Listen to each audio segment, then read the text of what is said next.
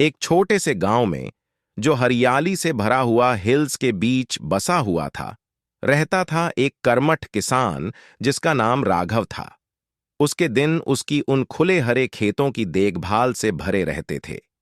एक दिन जब उसने खेतों की खेती की, उसने 5 विशेष प्रकार के चरित्रों से मिलावट की।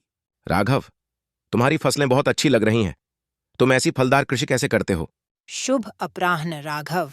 मैं अपने छात्रों को यहाँ कृषि के बारे में सिखाने लाई हूँ। क्या आप उनके साथ अपने दृष्टिकोण साझा कर सकते हैं? राघव, तुम्हारा गांव एक छुपा हुआ रत्न है।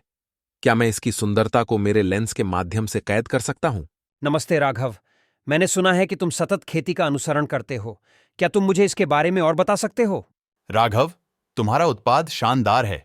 मुझे लगता है कि मैं अपने किराना स्टोर में ताजगी से भरी सब्जियों का प्रदर्शन करना चाहूं। तुम क्या कहते हो? जब उन्होंने बातचीत की, प्रत्येक पात्र ने गांव की कथा में एक समृद्धि की स्तर जोड़ दी।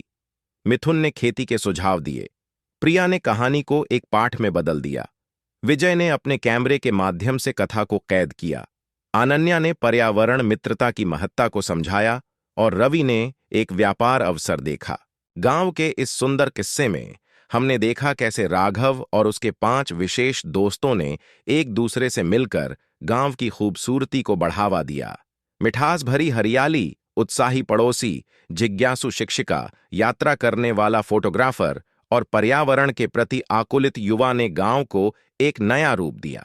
इनकी मिलनसर बातचीतों ने दिखाया कि जब सभी मिलकर काम करते हैं तो समृद्धि की ऊंचाई छू सकती है।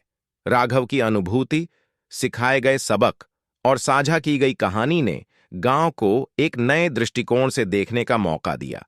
ये दिखाया कि हमें अपने समुदाय के साथ मिलकर काम करते हुए हम न केवल एक बेहतर जीवन का साधन कर सकते हैं, बल्कि हम अपने पर्यावरण की देखभाल करके सुस्ती भी प्रदान कर सकते हैं।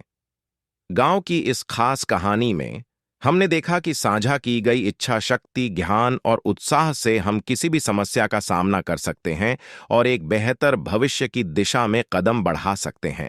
इस गांव की कहानी ने हमें यह बात सिखाई है कि सफलता का एक महत्वपूर्ण कुंजी साझा करना है और एक दूसरे का समर्थन करना हमें समृद्धि की ऊंचाई तक पहुंचा सकता है।